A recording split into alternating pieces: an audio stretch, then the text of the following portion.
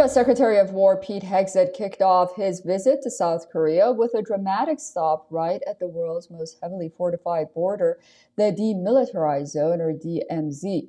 His visit comes at a moment of shifting security priorities across Asia and talks that could redefine the role of American troops stationed in the region. Now, it's a symbolic and high-stakes journey in equal measure. At the tense border dividing North and South Korea, Hegseth walked the line literally. It's the first time in 8 years that a U.S. defense chief has stepped foot there at the border village of Panmunjom, where the Korean War armistice was signed over 70 years ago. Hegseth met South Korean counterpart On Gyu-bak.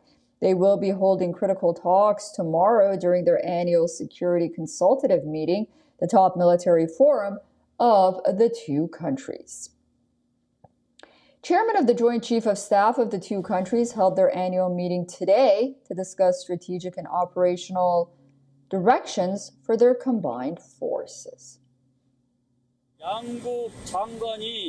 He added that the very fact that the ministers of both countries came directly to Panmunjom is the most symbolic thing for the ROK-US alliance, and that he is satisfied that the two countries are operating while building a firm combined posture more than at any other time.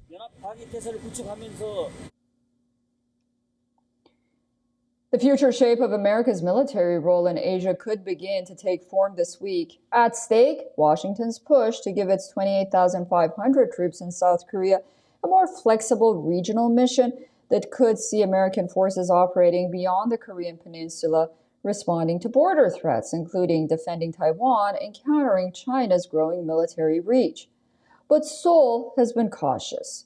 It wants to keep U.S. troops focused on the North Korean threat, even as it strengthens its own military capabilities. The expansion aligns with Washington's call from President Donald Trump for allies to shoulder more of the cost of hosting U.S. forces.